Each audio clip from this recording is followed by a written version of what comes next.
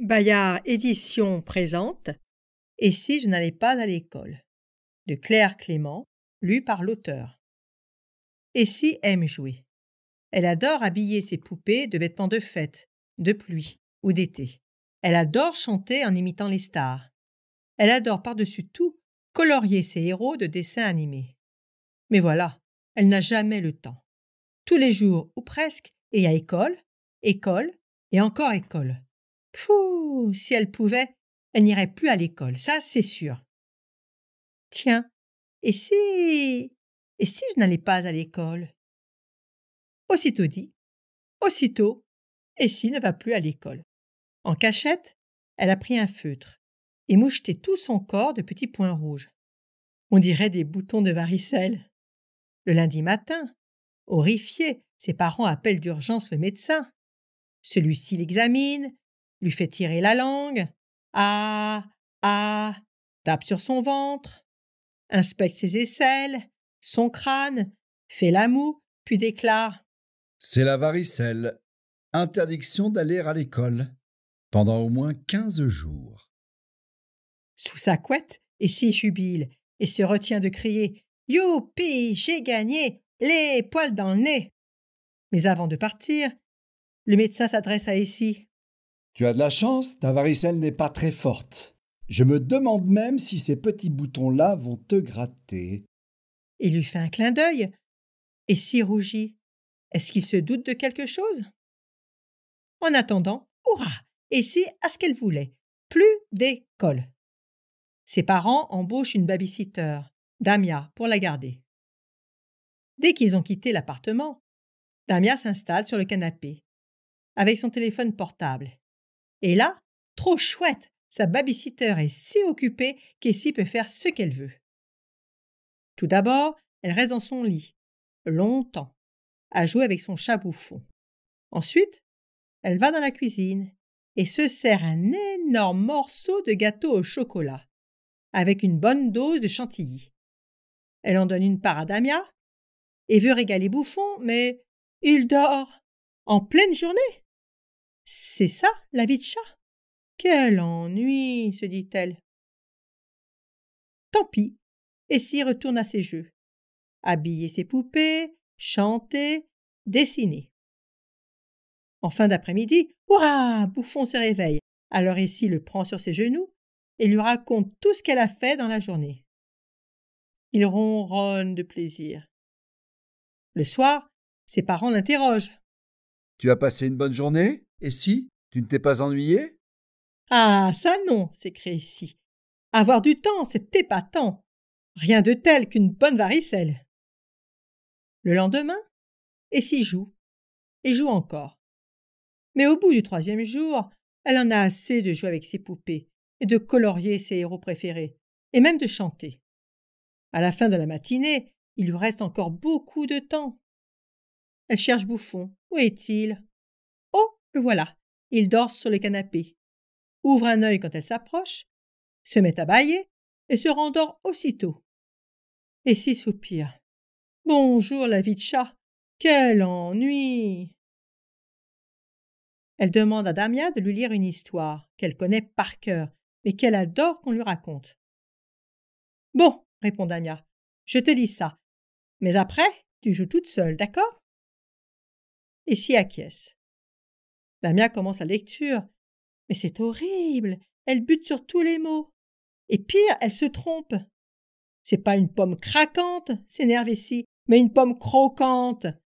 Et puis là, le prince, il s'appelle pas Miro, mais Milo. Et ici, c'est pas cacahuète, mais cacapouette, c'est pour faire rigolo. On dirait que tu sais pas lire. Vexée, Damia réplique. T'as qu'à lire toute seule si tu es si maline. Moi, j'ai pas eu la chance d'aller à l'école comme toi. Toi aussi, tu as eu la varicelle? S'informe Essie, troublée. Damia pouffe. Non, mais comme je n'aimais pas l'école, j'y allais pas. Et personne ne m'y obligeait. J'avais la varicelle tous les jours, quoi. Essie rougit. Est-ce qu'elle aussi se doute de quelque chose? Le soir, ses parents l'interrogent. « Alors, Essie, tu as passé une bonne journée? Tu ne t'es pas ennuyée? » Non, répond Essie. Avoir du temps, c'est vraiment épatant. Mais elle est un peu inquiète. Pourvu que plus tard, je ne lise pas aussi mal que Damia. Le mercredi après-midi, profitant que Damia est au téléphone, Essie ouvre la porte sans faire de bruit et quitte l'appartement. Elle se dirige vers le square. Là, elle est sûre de retrouver toutes ses copines. Et surtout Emma, sa meilleure amie. En effet, elles sont toutes là et l'accueillent avec plaisir. « Essie, comment ça va ?» Tu ne devineras jamais où on va avec la maîtresse. En classe verte, avec des poneys. Ça va être trop bien. Elle nous a montré des photos. C'est beau. On a déjà choisi le poney dont on devra s'occuper. Le mien, il s'appelle Anatole. Le mien, il s'appelle Mignon. Il est trop mignon. Toutes excitées, elles discutent entre elles. Puis, soudain, elles se sauvent pour faire chacune le dessin de leur poney chéri. Essie rentre chez elle. Bouffon est contente de la retrouver. Mais Essie n'a rien à lui raconter. Elle n'a même pas un poney chéri dont elle doit s'occuper. Alors Bouffon bâille et s'éloigne. C'est comme s'il lui disait « Ben dis donc, elle est pas rigolote ta vie. » Essie s'enferme dans sa chambre et attend avec impatience l'arrivée de ses parents. Qu'est-ce qu'ils sont longs! Ouf, les voilà! Tu as passé une bonne journée, ma chérie? Tu ne t'es pas ennuyée? Non, répond Essie. Mais on pourrait jouer à un jeu ce soir? Ses parents s'affalent sur le canapé. Ah non, pas ce soir ici. Je suis trop fatiguée, s'écrie sa mère. Moi aussi. Renchérit son père. En plus, c'est mon tour de faire le repas. Et puis, tu ne dois pas te coucher tard. Tu es malade après tout. Une varicelle, c'est une grosse maladie quand même, ajoute sa mère. Ses parents échangent un drôle de regard. Essie rougit. Est-ce qu'eux aussi se doutent de quelque chose?